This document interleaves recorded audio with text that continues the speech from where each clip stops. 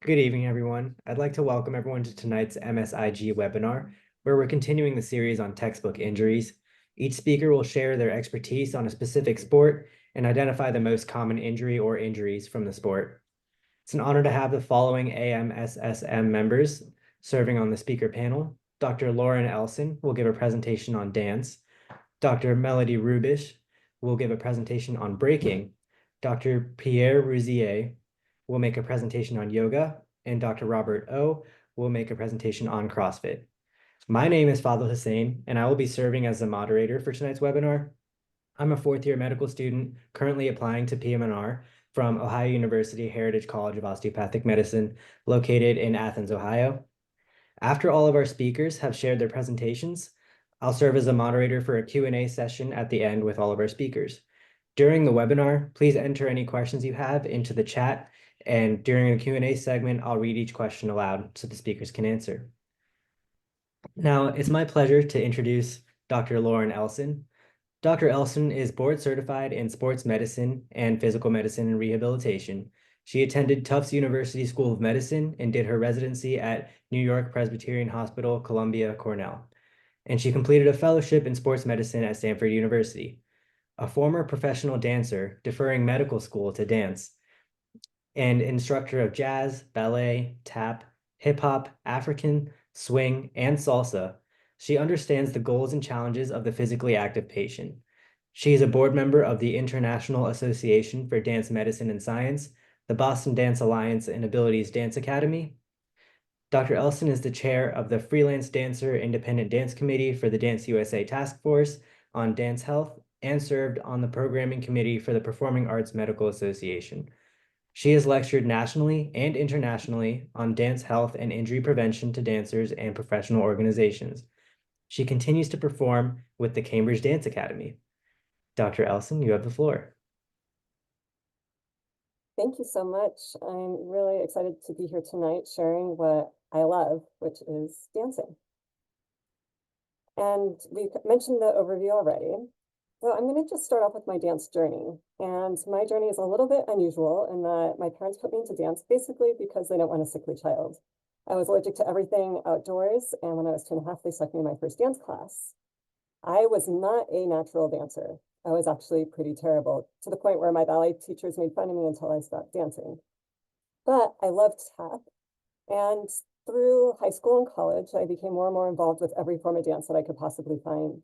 Eventually going to West Africa and studying African dance and doing a thesis project there. And throughout college, I ended up creating my own major within neuroscience and dance because I really loved motor control and understanding how dancers moved and worked. And then I was supposed to go to medical school, but then I said, you know what, I don't think I really want to do this. So I joined a professional tap company. I did that for a year. In the medical school, I said, well, you can have a year to figure it out. And then I realized, okay, never mind. I think medical school is definitely where I can help people the most, and I'm not good enough to really be a professional dancer, but I did continue to dance and continue to dance now. Throughout my journey, I've been a member of the International Association for Dance Medicine and Science. And this organization is where I met other people that really understood dancers. And I was lucky to find this organization during college. And it really helped me to understand a lot more about dance, my body, and that actually helped me to become a better dancer. And I think all these things are what I bring to my career now. And this is what I try to impart to the students and the residents and the fellows that I work with now, that very often we're looking at that whole big picture is where we can really make the biggest difference. Dancing is so diverse that it's really hard to give a talk about dance medicine because there are so many different types. But I'm going to talk a little bit more about ballet because of the very specifics of the biomechanics involved. And there's a lot of extreme strength, but also at extreme ranges of motion. And we really need to look at these dancers as athletes, but also help them understand that we recognize them as an artist. The dancers' drills are a little bit different than a lot of other sports. They really, for ballet especially, they have a bar where they're doing pretty much the same basics every single time. And we really need to understand what class entails, especially as we're making recommendations for how to go back and rehab from an injury. The other thing to really understand is that for dancers, there's a huge psychological component, and very often they're trying to control things that are innate that they can't necessarily control. And so if we're not considering those things as we're trying to help them, we're going to often be missing the bigger picture. Within dancers, the injury rates are extraordinarily high. Depending on where you look, we'll see about 95 to 97% rates in avid dancers. And one thing, though, to keep in mind is this is very different than a lot of other sports where you see more acute injuries. In dancers, we see a lot of overuse and misuse injuries. And just like athletes, artists develop pathologies from imbalances, from overuse, but especially from the lack of cross-training. And, you know, it doesn't sound like it, but very often dancers are not as fit as they need to be for what they are doing. Especially for the females, they tend to specialize a lot earlier, and the principles of sports medicine haven't been applied to this field. And this is where us as sports medicine physicians can really apply what we know about the specificity, the overload, the overtraining, and the periodization. For dancers, there's no off season. There's no cycles to what they're doing. So we really need to make sure that we're educating as we go through. These are pictures of two different dance companies, and when they've done studies looking at them, they actually have very different types of injuries. So for example, Horton dancers will get more spine injuries, Grand dancers will get more knee injuries because of all the floor work that they do. So when we're evaluating a dancer patient, we need to check in with what they're doing. The other thing that's important about dance injuries is that we are never just treating the pathology. You can talk all you want about the spondylolysis and how you fix that low back pain, but why did they get it? On this picture over here on the left, no matter how much time that person takes off, as soon as they go back, they're going to be re-injured. And so if we're not fixing that, they're never going to get better. The other thing about dancers is very often they're not coming in with just one thing. It's really often a symptom of other things that have gone wrong. And I can't tell you the number of times that we've identified that there was an underlying ankle sprain on that particular side, and then now they've got their knee issue or their hip issue or their toe issue.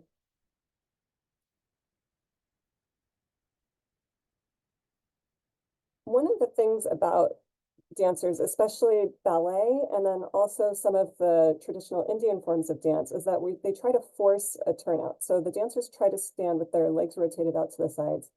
And the ideal goal is 180 degrees. However, not everybody's anatomy actually allows them to get there. So this causes compensations all the way down the chain. So at the hip, at the level of the knee, and at the level of the foot. You can see what this does biomechanically. So we'll see issues in the spine, issues in the hips. We'll see issues at the knees, with especially a lot of patellofemoral symptoms and patellofemoral pain. And then the excessive pronation, which we'll talk a little bit later, really puts a lot of extra load on the medial aspect of the foot. So these dancers will come in with increased risks for all types of foot impingement symptoms and tendonitis. The other thing, I like to go back and say everything I know about being a sports medicine physician, I actually learned from treating dancers, is recognizing hypermobility. So the dance population very often pre-selects for hypermobile dancers.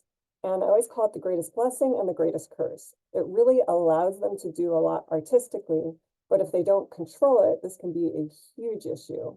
Because if they go to the end range, and if they don't have the support of their muscles at that end range, then we're at risk for ligamentous injuries, subluxations. Cuboid subluxations are a very common problem in dancers that I don't think is very common in the rest of the world, so sports world.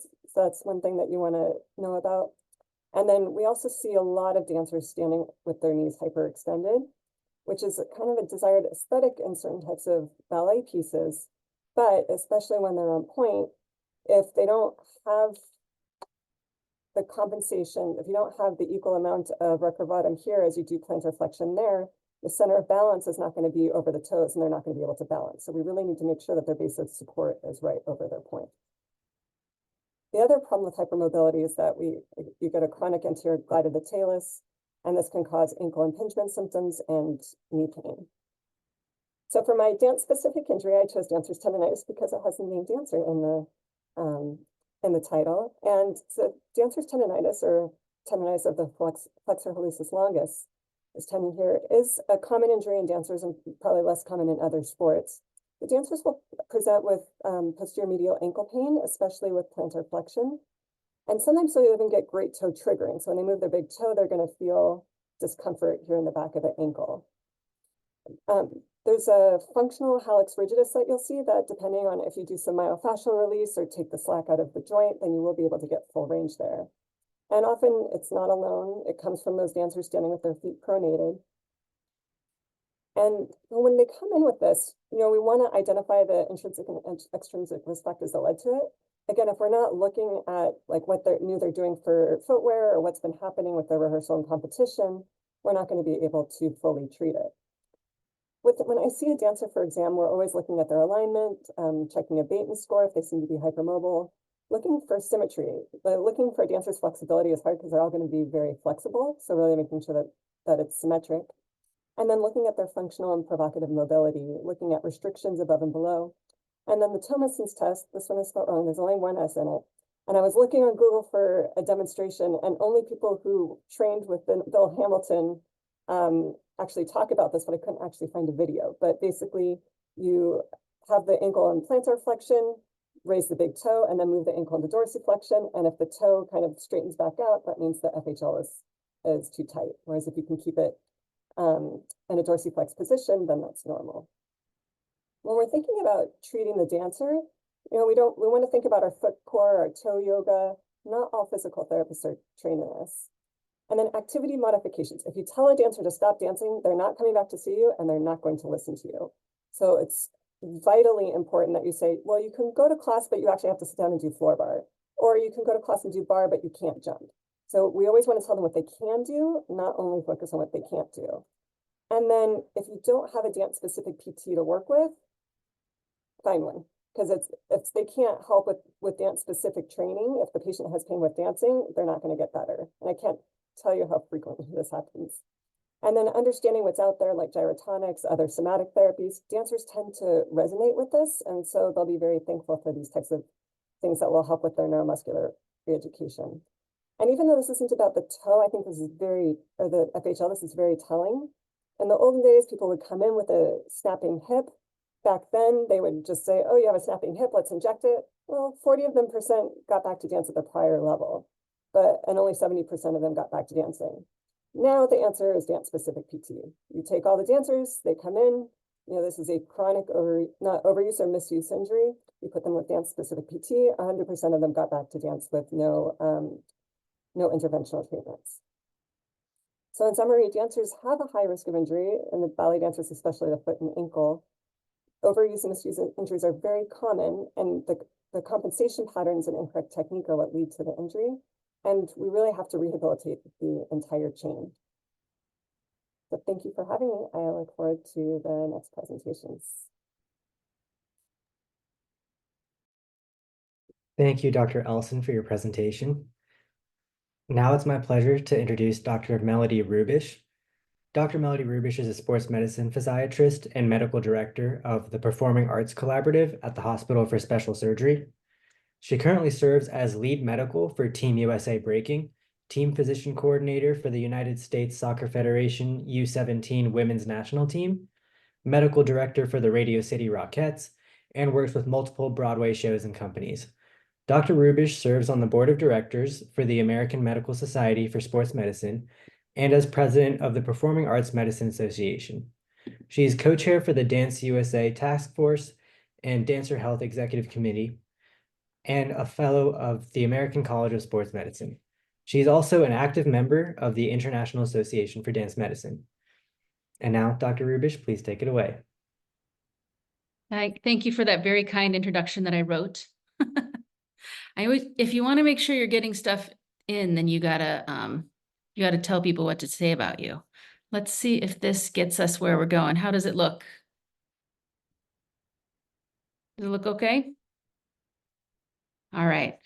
So they asked me to speak about breaking. So we don't say break dancing, we say breaking. And so when I say I take care of breakers, people ask who's breaking whom, but that's actually the how they refer to themselves as a sport.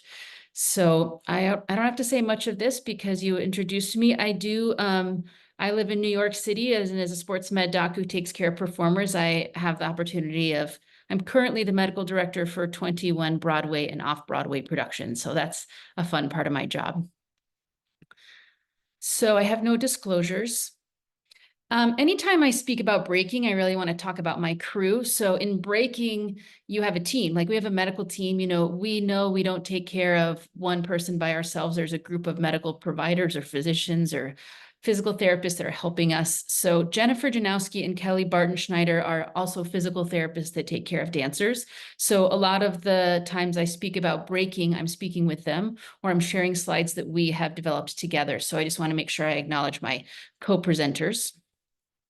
So breaking was a sport in the Paris Olympics, summer 2024. It was what they called a provisional sport, meaning every host country gets to choose a certain number of sports to try, things they're interested in. Surfing was one of those. Skateboarding was another. And if they last long enough in these circuits, then they end up becoming a permanent sport. So breaking was a provisional sport in that Paris had been excited about how they were doing in the Junior Olympics. So they wanted to do actual grown-up Paris Olympics.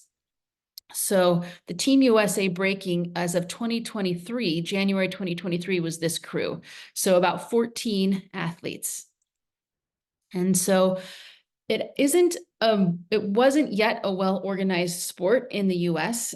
So John Finoff, who's the medical director and the CMO of the USOPC, reached out to me because I have some kind of unique experiences in that I've been a team physician with the US Soccer Federation for about 8 years now. And I always make sure I'm very clear. I'm not taking care of the big kids. I'm not the national team. The big national team. I actually get to take care of the U17 women's national team, which also has a FIFA World Championship every year and every other year. We've started to move to an every year thing. So I have to staff the coverage for our national and international travels, anywhere from 6 to 14 weeks out of the year. So I'm not the only doctor that takes care of them. And then we were just in the Dominican Republic earlier this month, and we made it to the semifinals where we got bronze. But this is the medical team that was traveling for 6 weeks, and I just got to show up the last week and help out. But when you take care of high-level athletes at the US Soccer Federation, and that CMO is George Champus, he's an emergency medicine physician who is super organized and does things very well. So I learned how to do high-level sports and how to take care of international athletes and how to travel from him. And I was able to do that for many years. So when they were looking for a physician to take care of the Olympic team, they wanted somebody who had that experience of high-level athletes, high-level care, well-funded care, so that we knew how to do it well. I also take care of the Radio City Rockettes, which is at Radio City, which is a lot of fun. That's us goofing around as though we're Rockettes. Nobody was fooled, unfortunately. But so I get to take care of performers who, as many of you probably would think, in sport, there's an unpredictability, but in performance, there's a degree of predictability. There's choreography, you know what you're doing. People are supposed to hit a mark. So it's a different type of athlete, and the demand is very different, but there's a lot of physicality to it. So breaking is considered a performing art. And so I had the experience of taking care of high-level performing artists, which was another reason they were interested in bringing me on. And then lastly, I've spoken a lot about breaking. So as you guys heard about, Lauren was doing a great job speaking about dance, and she had to kind of talk about dance in general, because even within dance, there's so many different genres that somebody would not be a classical ballet dancer with New York City Ballet and didn't do much tap, for example. That's very different.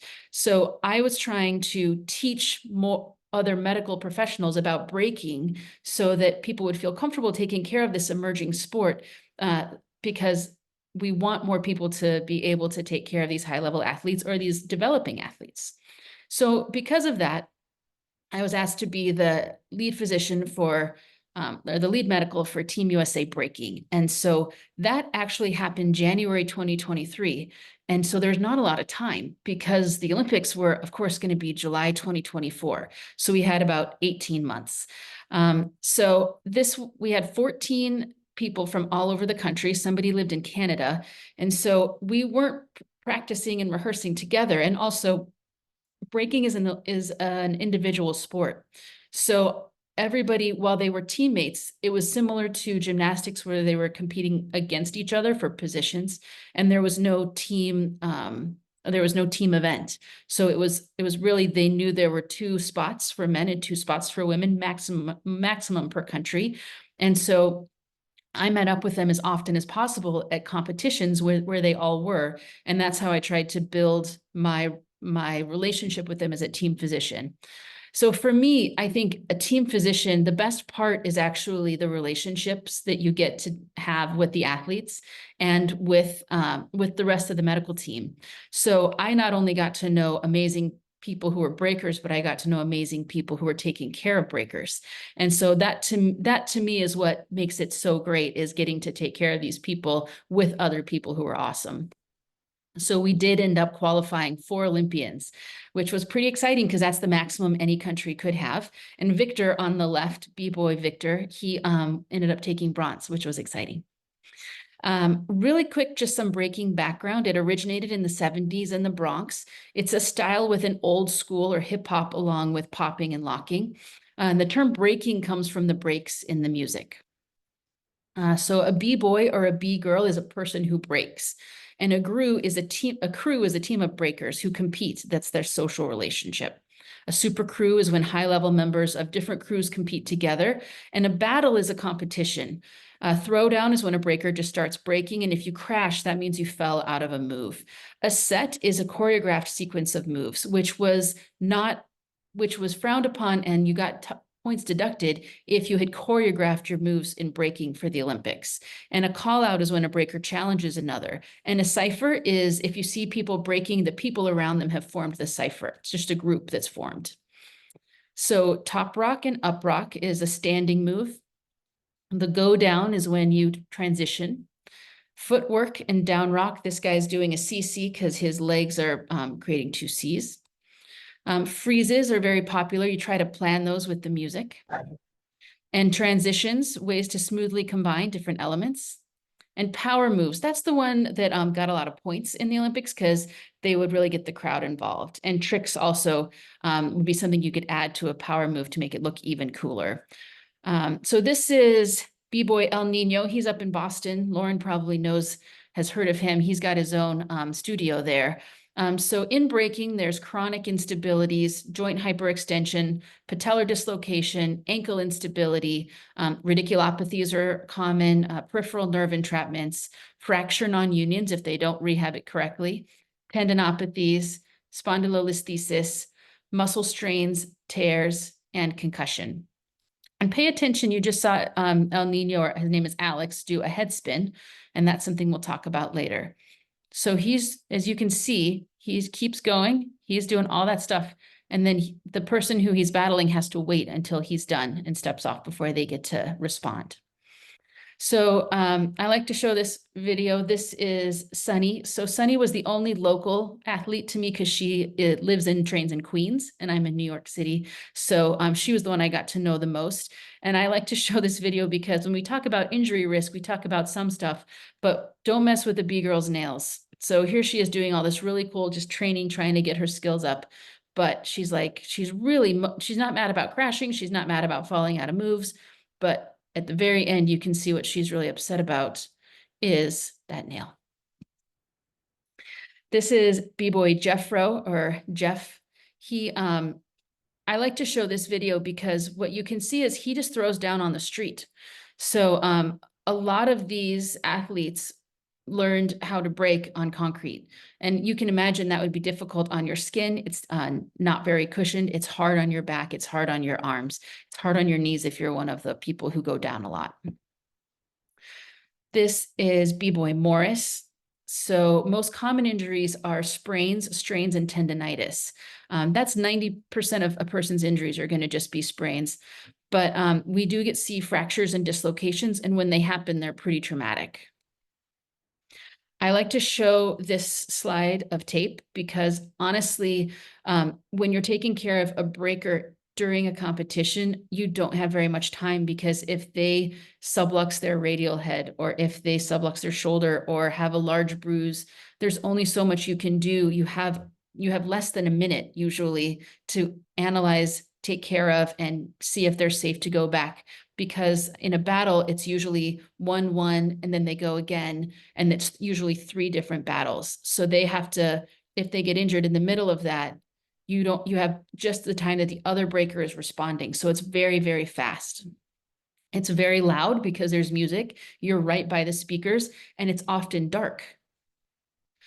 Oh, we got some more Sunny here. It's the same thing. We're going to talk about the head spin hole.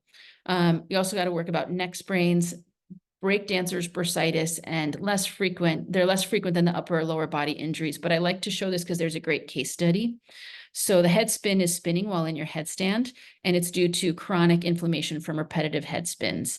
It's a painless lump on the scalp at the top of the head, and there can be hair loss and decreased sensation.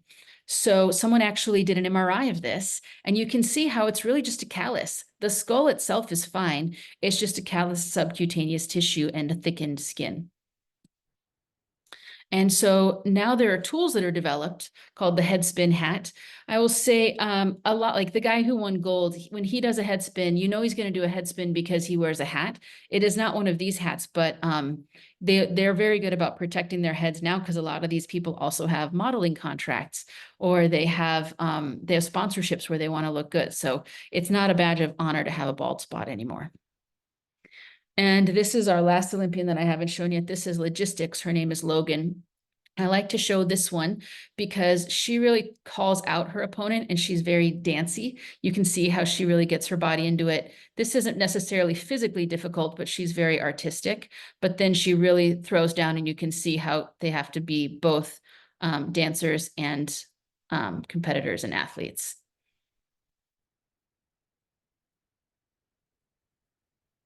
Little head spin there. This is a flare, air flare, and then she has a freeze.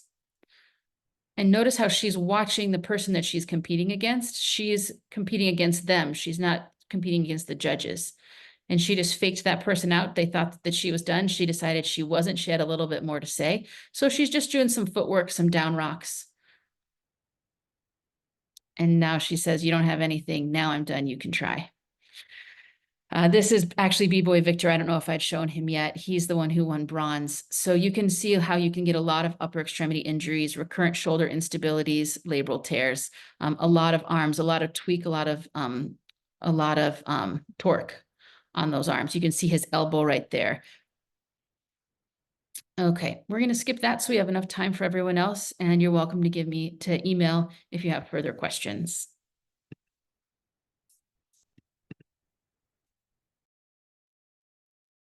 Thank you, Dr. Hrubes, for your presentation. Now it's my pleasure to introduce Dr. Pierre Rouzier.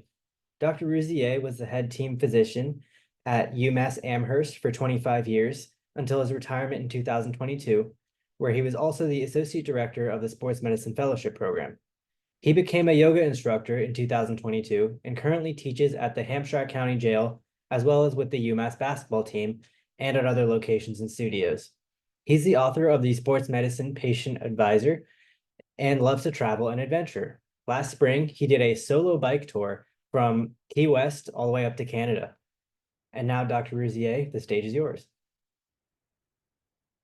All right, here we go. So we're going to talk about yoga injuries and prevention. Frankly, by comparison with dance and with breaking, yoga injuries are way less common and frankly, a little bit harder to get. So anyhow, how I got involved in yoga. These are the goals and outlines. First is how we got involved. We're going to talk about the biomechanics of yoga, the single most common injury, exam skills, treatment and recovery. Probably the take-home message for any physicians out there is learn about what people do in yoga, because commonly participants will ask their instructors about their injuries. Instructors will tell them to ask your doctor if you can do it. and most doctors don't know what you do in yoga. So when I got involved in yoga when I was 50, my oldest son was a college football player. He was doing yoga for injury prevention, took me to a class, and it stuck. When I was 65, my younger son was a former college soccer player who had bilateral compartment syndrome, surgery in all 4 compartments when he was playing soccer in college, couldn't really run or play soccer anymore. He became a yoga instructor and thought that I would enjoy doing it. So in 2022, I went to Costa Rica and became a yoga instructor. I currently teach at a jail, the picture on the bottom right. I'm at least in my slide, you can't see me. I'm in the far right over there. And these are my jail participants. It's pretty rewarding. I volunteer there. We've actually expanded this into a wellness class with other parts of the program. I teach a bro yoga class and we go and have a beer afterwards. And I teach with various UMass sports. This year I've been working with the basketball team, work with our UMass dance classes, and I've worked with various hockey teams before.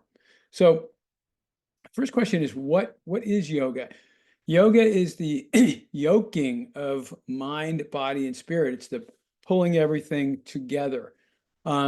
There's postures, which are the asanas. There's breathing, which is pranayama, and there's meditation. And that's what sets it apart from other activities. It's really those 3 parts of it.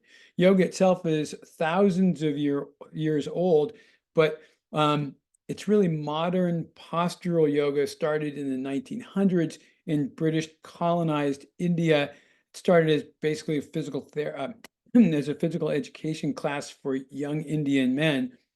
But you will see pictures of just old yogis just essentially sitting in meditative positions. And those were the older parts of yoga, but all the modern posture is about 100+ years old. Types of yoga, the classic one that you will see is Hatha yoga, and that includes the postures that I'm going to show several of them.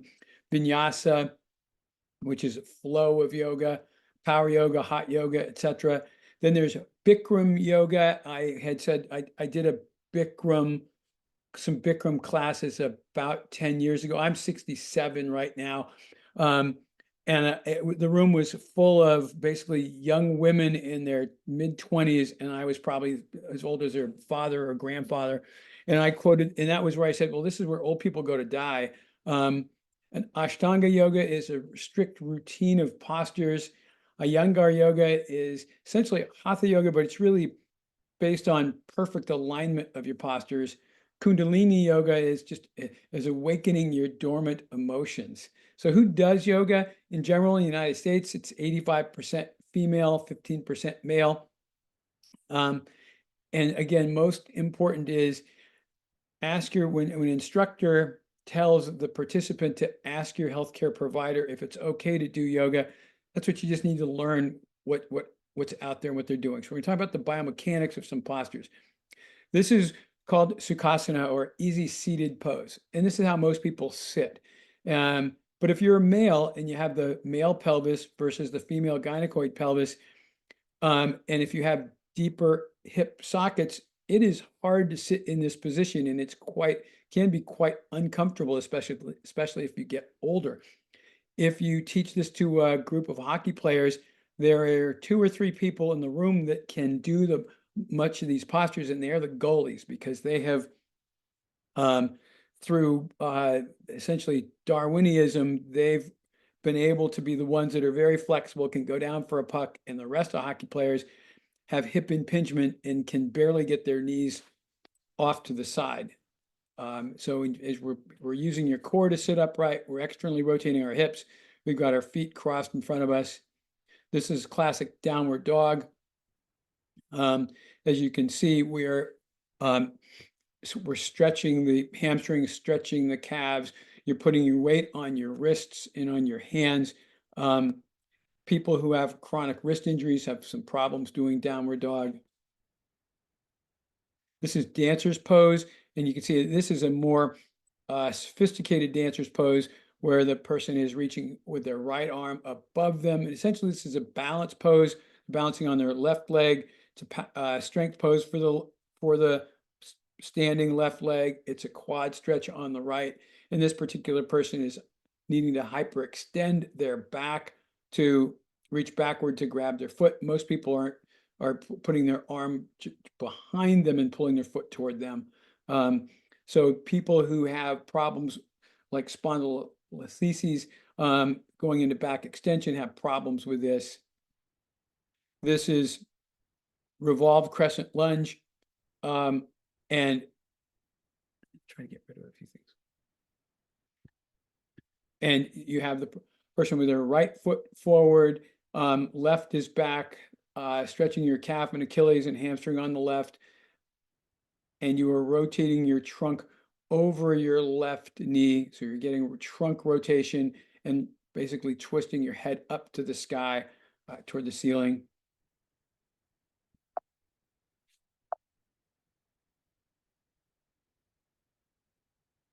This is crow. During my learning to become an instructor, this is a classic arm balance. If you look at the person's head and neck, you can see that their neck needs to be extended.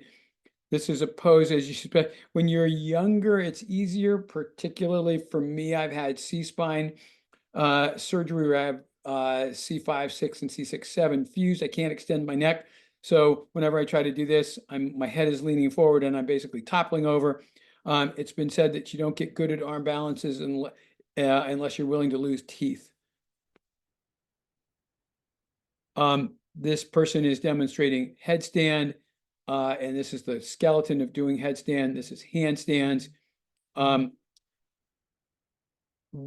During one series of classes that I was taking, I was actually getting fairly good at handstands and headstands. And funny, that's about a year later is when I needed to have my C-spine fused.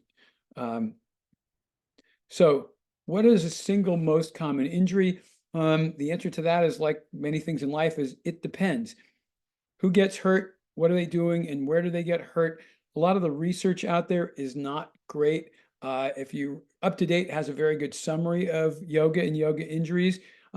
Studies are kind of out there. I'm going to summarize 5 studies momentarily, a little bit, but some of them are surveys of teachers, some of them are surveys of participants, some are systematic reviews, some are estimates and extrapolations, and there aren't many. In general, the people who get hurt are older more often than younger people. Oftentimes they have chronic injuries that get exacerbated. It can be a poorly taught class by a teacher that isn't cognizant of people's potential injuries. And so note these 2 poses. So you have this person in this pose. He doesn't look like he's going to get hurt. This person in this pose, I'm not even sure. I think she ripped her foot off and put it behind her head. But so if a beginner tried this pose, they would probably get hurt. So this is a very popularly quoted study by Swain, and it found that the most common site was the trunk, and the most common injuries were sprains and strains. Well, that doesn't really help us because they lumped all these things together as shoulder, upper and lower trunk, and hip. So we didn't learn much from that. Kramer did a study of 1,700 German yoga practitioners where they just sent it out to people doing yoga. And they had 364 respondents, and they reported 702 adverse events or injuries. So basically 1 in 5 people were getting injured. Of the 1,700 survey, of the 364 got injured. So if you picture yourself doing even 3 classes a week, 2 to 3 classes a week, that at the end of a year, that would be 1,000 hours. So it's a relatively safe sport. It would take you close to 2 years to get an injury in yoga, typical yoga. If you do power yoga, you get injured more frequently. Power yoga is just harder vinyasas, poses that move faster and are harder things. And one thing that a common thing that people are finding is that headstands, handstands, and shoulder stands are the most common postures that create injuries. And in this study, 75% of acute injuries recovered. This was a Fishman study. Fishman's actually a physician, and it was a 22 question survey sent to 33,000 yoga teachers, yoga therapists, and quote other clinicians in 34 countries. They got back 1,336 responses, but the people's opinions, the participants believed that the most common injuries were to neck, low back, shoulder, wrist, and knee. Again, that doesn't help us figuring out the more common injuries. But the causes are really poor technique, poor instructions, excess effort, and previous injuries. This was a systematic review by Burkhardy, and it looked at 5 different studies. And essentially, the lower extremity was more common here: hip, knee, hamstring, ankle, foot, and toe. And similar injury rate. It was halfway between power yoga and in hatha yoga. And more injuries was in Ashtanga. Ashtanga is a bit more rigid. And this was an interesting one. This was a radiology group that looked over a 10-year period at all of the studies done in their hospital. And again, you have to be more seriously injured to need an imaging study. And of the 38 people who had acute symptoms, there were 23 injuries and 20 patients that had positive imaging, 18 had negative imaging, and they're kind of all over. Their tear of the supraspinatus in their shoulder, Achilles tear, meniscus in their knee, hip labrum, glenoid labrum, lumbar discs. So the take-home points in your exam skills, it depends. It really just knowing how to do a good musculoskeletal exam, finding out what people are doing. People ask their doctor, is it okay if I do yoga?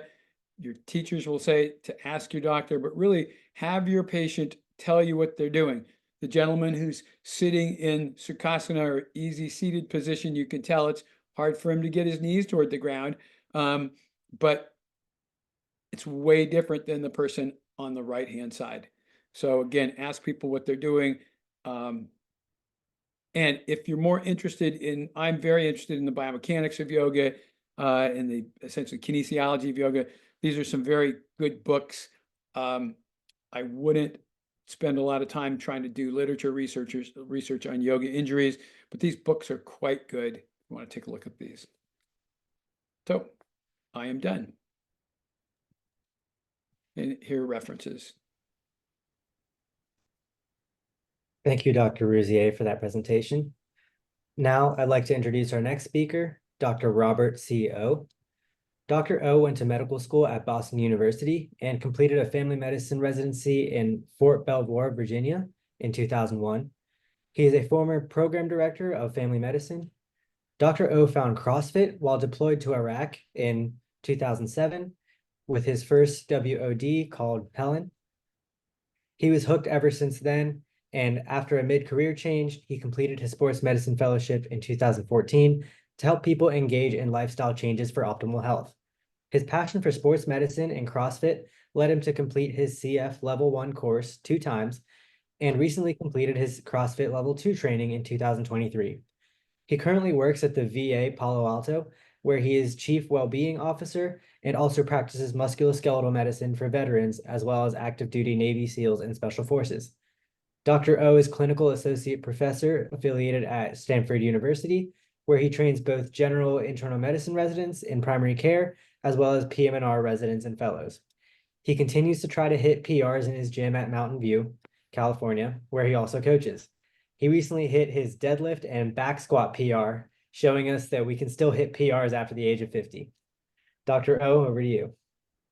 All right, thank you. Yes, I did hit a PR. I'm super excited, in the 50s too, so that is great. Let me share my slides instead of the screen. Here we go.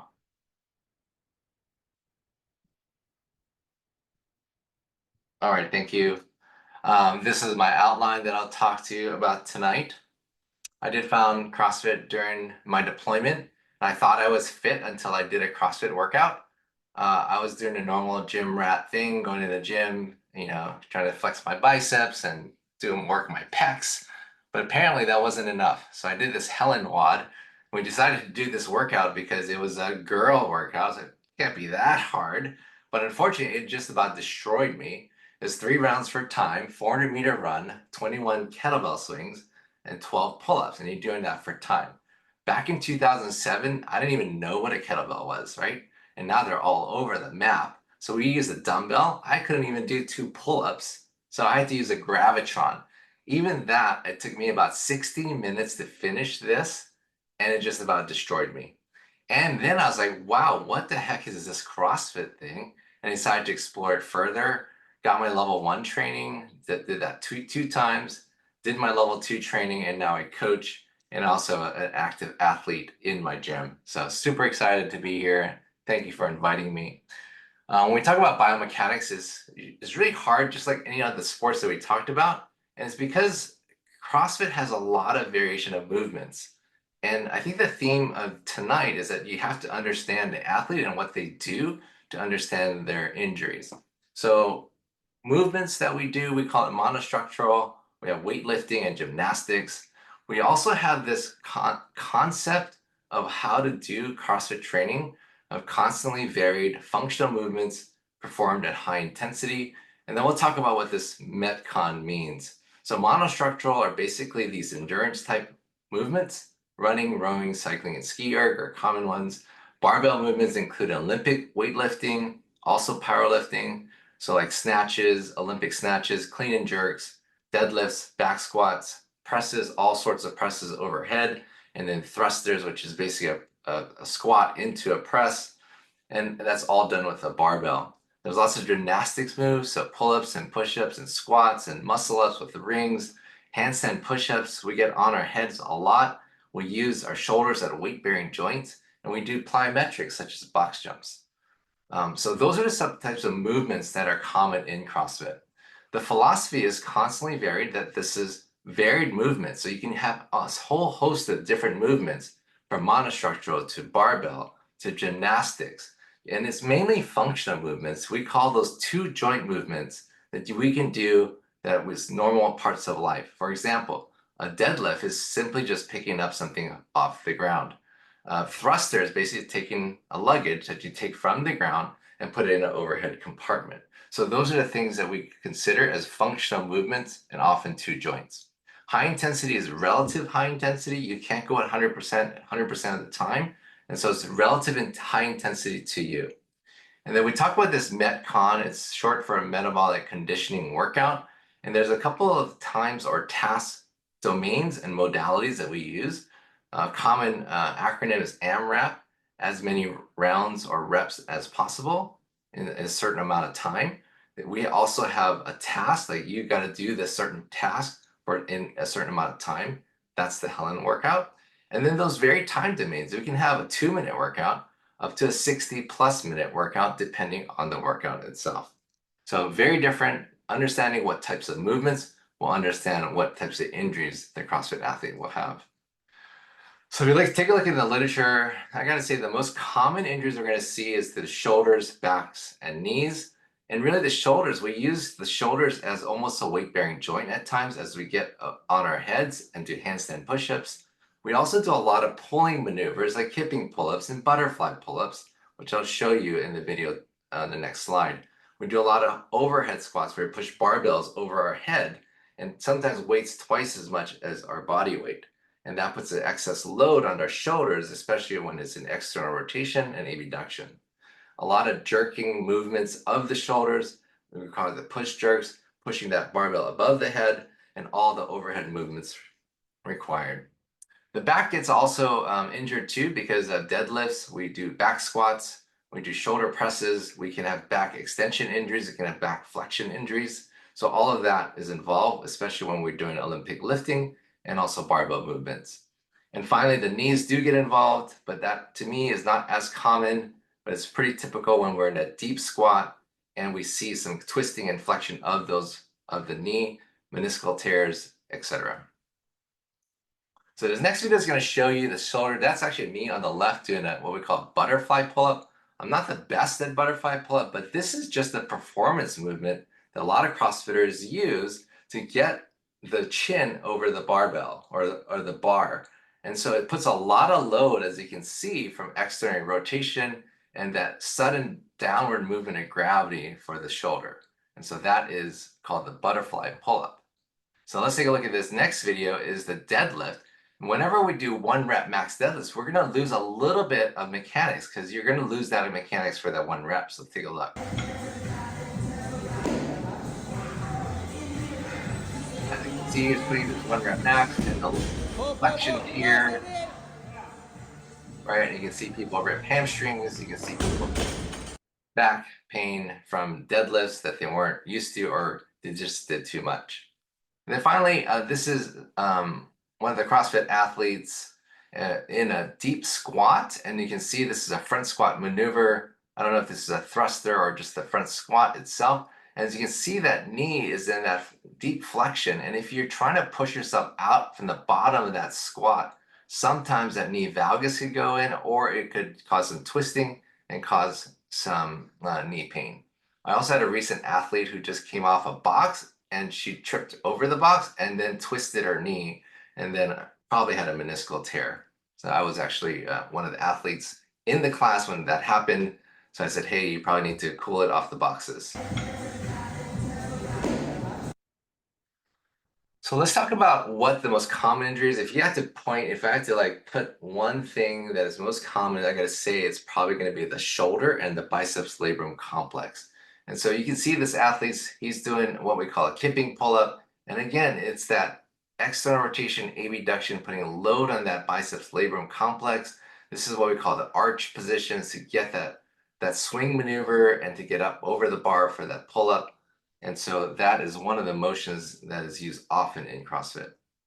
When we look at the exam, my good fellowship director 10 years ago plus said that, hey, you always have to make sure inspection, palpation, range of motion, strength, and special tests and neurovascular testing.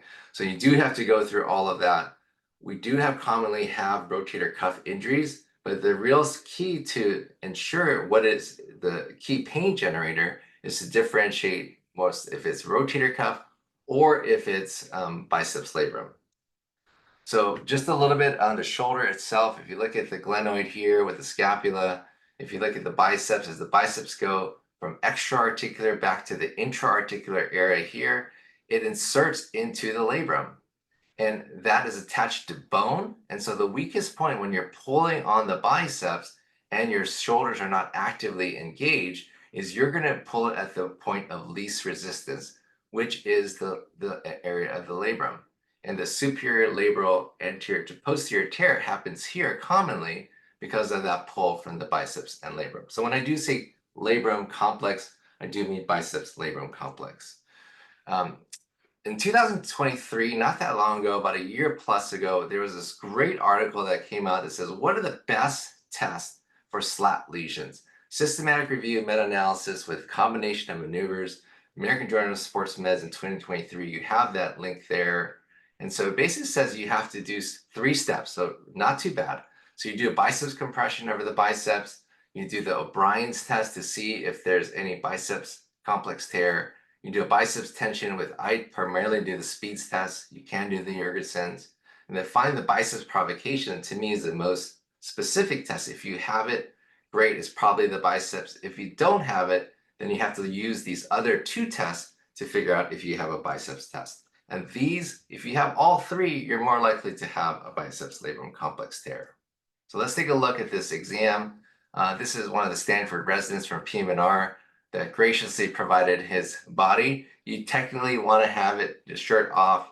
So you look for asymmetry, but I did not want to expose that part. So here, watch this video. Is on the labral test. The labral test is super important complex because this is what a lot of the signature injuries for CrossFitters are. So the first thing you want to do is palpate the biceps. Make sure there's no tenderness here. If there are some tenderness, that can be suggestive of a labral tear. The next step you want to do is you want to do some sort of loading for the labrum. The second step is the O'Brien's. So thumbs down, 15 degrees of scaption, press down. If they have a labral tear, this will be painful for them. Then you test with the palms up, hold there, and if that gets better, that is suggestive of a labral complex tear. AC. The next step is to do the speeds.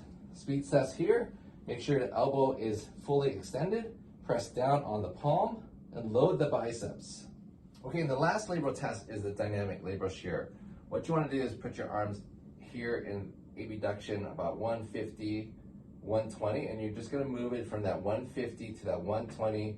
I do try to external rotate as much as I can to kind of put that biceps in tension. Then I sometimes put an axial load here to try to catch any of the labrum underneath that glenoid and try to see if I can actually load it. Sometimes I actually pronate the arms to load and tense the biceps also, and that's also a way to do that. Most people are actually, if you're going to have a biceps labrum complex tear, this is painful for a lot of people just putting them in this position. Okay, and that's it for the testing. And that's a simple 3-step version for the labral exam. Is on the so how do we take care of this? It's really, to me, you never tell the CrossFit athletes to stop doing CrossFit. That's like the signature sin, right? So continue to keep them active. They can always scale and modify their workout. The prevention is super important. What are the coaches like? How is the programming in their gym? One of the things that we also say is you have to check your ego at the door. Just because the athlete next to you is lifting 250 pounds over their head doesn't mean that you should be doing too, even if you're super competitive, right? So you have to check your ego at the door. You have to be able to manage the volume of workout that you're doing, and then put in some time for recovery, especially as you get older, when you get into that age when you're a master's athlete, right? And then really modifications of the workout is really key. Work with a physical therapist to modify the workouts. The physical therapist will work on that posterior chain, the posterior shoulders, and external rotators. That will help that biceps labrum. And then if all else fails, it does not work and does not work with competitive, it does not get better, then you can consider surgery for considering for the orthopedic surgeon. But again, I really think that most people do well as long as they scale it back and they do recover. If they're a competitive athlete, if they're going to the CrossFit Games, then that is where if they can't lift those loads back up to that 100% where they were previously, that's when you then consider surgery if the modification and physical therapy is not helpful. Okay, for in summary, injuries for CrossFit athletes are commonly the shoulder complex, the biceps labrum. The exam focus on rotator cuff and labral tears are really critical to make the right diagnosis. And the management includes scaling, modification, and active therapy. Thank you so much. That's my email address. And this is the Fitness in 100 Words at Greg Glassman. And I thought it was a very good way of describing what CrossFit is. Thank you, Dr. O, for your presentation. So before moving to our Q&A segment, I'd just like to express our gratitude on behalf of AMSSM to our speaker panel for their outstanding presentations and for sharing part of their evening with the residents and student members attending tonight's webinar. I'll get into our questions. I don't see any in the chat currently, but I do see a question. All right. So my question is, are there any good resources for specific return to activity plans for performing arts athletes? Is there an equivalent to a return to run program for a runner with a bone stress injury, for example? That's a very good question. And I will have Melody talk about the concussion stuff that she's been working on. But every injury is so specific, right? So I think understanding who your athlete is, what's going on. We never do time off. It's always, okay, well, you're not actively rehearsing right now, but here's what you're working on all the time. And then I think like a bone stress injury is a bone stress injury, so the return is the same. But for example, for a dancer, they're going to progress through a series of bar work or floor bar stuff, and then they're going to get onto a reformer for non-weight bearing jumps. And then they're going to go from there. And so having a dance trained physical therapist as part of that is super, super important. And there's great literature on MJ, I'm blanking on her last name. Anyway, but there's some great papers on return to play with dancers. Yeah, there's it's not necessarily validated, similar to kind of return to run programs. There's, we all have our favorite ones we use, but there are protocols that have been developed, return to turn, return to jump, return to partnered lifting. I think the other thing to consider when it's a performing art is you have to consider the floor. Like, not all basketball courts are the same, but are they on a rake? Are they outside? Are there flashing lights? Do we have to, after a concussion, do we have to worry about sound exposure and vision things, and a lot of dizziness? Are you going to be turned over on your head in your choreo? So just making sure you're being sport specific, but kind of like Lauren said, every genre is different. And so, being familiar with a company's repertoire and what they usually work on is really helpful. Okay, I actually had a question as well. So when you're restricting someone in their participation, modifying activity, whatever it is, for whatever reason, how do you sort of approach that? Do you restrict certain, for example, like yoga poses or certain movements, or do you take a more global approach, and what does that look like? Who's that question for? Really for the entire panel. I think it was for you, Dr. Rouzier. So first thing is to try to understand the different poses and try to make a diagnosis. Case in point, people with like older women with osteoporosis shouldn't do deep flexion of their spine with twists. And if they get injured in a class doing that, you need to make sure that they know how to avoid deep forward flexion, how to avoid certain twists, and so on. And then you can find if they have other injuries, then just finding out which other postures or poses would be appropriate for them to do. And then they need to go back to their instructor and tell their instructor which poses they're not going to do in class.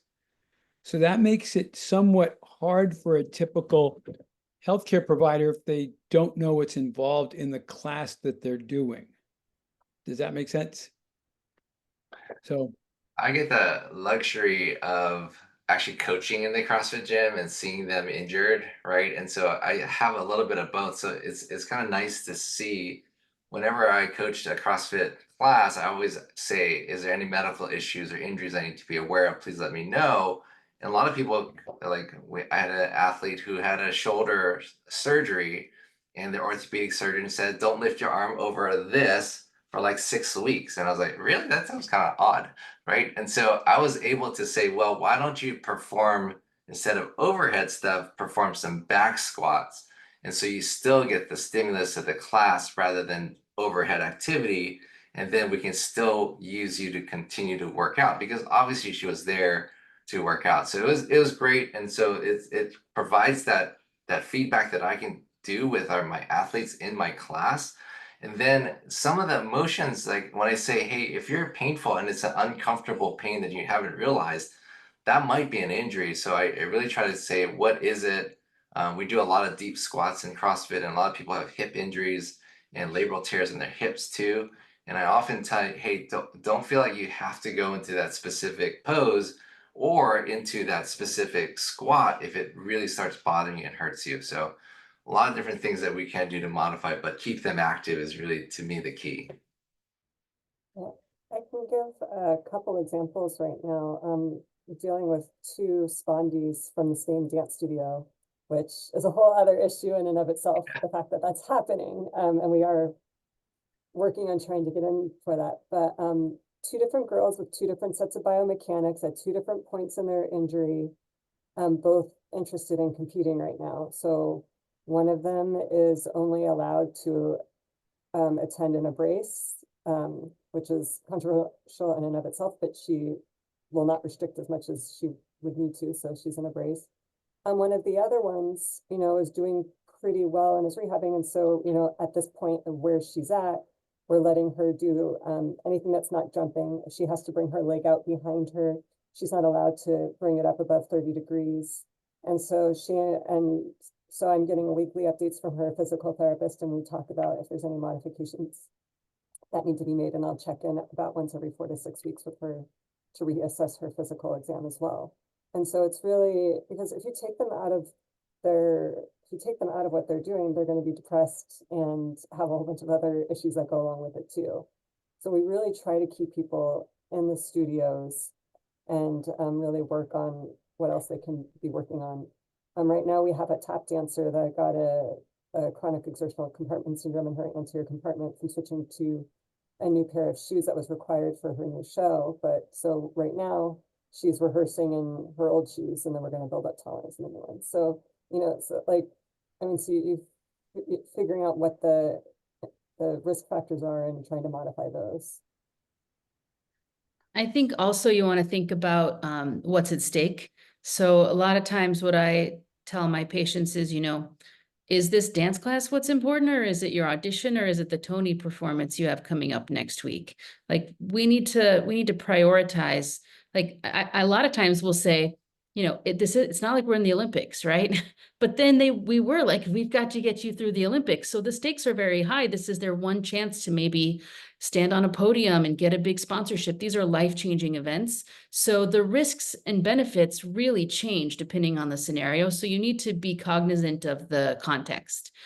And then Lauren brought up a really good point about, you know, being sad when you can't do your sport, especially with breaking. Your crew is your family. It's your social structure. It's not just who you're competing with. So you always want to ask about mental health as well. I feel like taking care of athletes, a lot of times they know they have to take care of their sprained ankle, but they don't know they might need their vitamin D level checked and some blood work to be getting that last 5% of their maximum possible athleticism out, or their potential. And so I'm like, who's your primary care doctor? Who is your mental health provider? So we're often the people that are obvious people to take care of athletes, but we want to try to make sure we're building a holistic team around them, especially when you're taking care of high level athletes.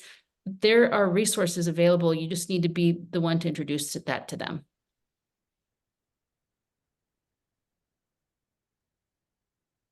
Yeah, thank you. And we have a couple more questions. So are there any tips on keeping up to date with the treatment plans of all these injuries when you're working with multiple types of athletes? And if the speakers would be willing to drop their email addresses in the chat too, that would be helpful. I think I'll say something. I think it's important to know your athlete and understand what movements they're doing and ask them, right? And I think they'll tell you what happened. So I think that's really wise to just learn, and then be curious about what an Olympic snatch looks like, and then you'll understand why that shoulder hurts. So to me, it's like understanding the athlete, knowing the athlete, and be curious about the movements, even if you're not know anything about CrossFit, right? Or any other sports, you're curious and ask. I mean, I think one of the greatest things about organizations like this is developing your network, and you find out. So if you don't know something, knowing who to ask. You know, I rely on my colleagues all the time if it's a sport that I'm less familiar with. I mean, for those of us passionate about dance, we go to all the performing arts, we go to all those conferences, so we see what's new and up in the literature. But it's impossible to stay up on everything. So yeah, so it's developing a team of colleagues also. Yeah, I would say develop your team, make sure that you have good physical therapists to send people to, be curious, as Dr. O mentioned, about learning the different movements that people have. And back to the question I was asked before, if I like to use yoga as rehabilitation. So people who are in the class that I'm teaching, I'll ask if people have any particular injuries, and then we can devise postures and things that they can do and that they can do at home as well as in class to help rehab the injuries that they've got. So before we conclude tonight's webinar, I want to encourage you all to join us the first week of December for the next 2 webinars in this series on textbook injuries. So on Monday, December 2nd at 8:30 p.m., we have textbook injuries in military medicine with Dr. Francis G. O'Connor, who will make a presentation on exertional heat illness, clinical practice guidelines. Dr. Julie Creech Organ doing a presentation on bone stress injuries, and Dr. Blair Roadhouse on a presentation on overuse injuries. And then on Tuesday, December 3rd at 9 p.m., the textbook injury series continues with Dr. Brian Krayback on swimming, Dr. Katie M. Edenfield on diving, Dr. Selena Shah on artistic swimming, and Dr. Naresh Rao on water polo. And then on Thursday, December 5th at 8:30 p.m., we encourage you to attend our December AMSSM Journal Club meeting, where we're having 2 presentations. The first presentation is about connective tissue rheumatologic diseases on the article Differential Diagnosis of Polyarticular Arthritis. Dr. Marjorie Morales is the presenter, and Dr. George G.A. Pujalti is serving as club mentor and is also the primary author of the article. And then the second presentation is about performance-enhancing drugs using the article Use of Ergogenic Aids by Athletes. Dr. Taesum Kim is the presenter, and Dr. Maura Davenport is serving as the club mentor. So with that, that's the end of our webinar. It's been my pleasure serving as moderator, and I'd like to thank the speakers again for speaking, and as well as for everyone for attending. So that concludes tonight's webinar, and have a great rest of your night. Thanks for inviting us. Bye. Thank you.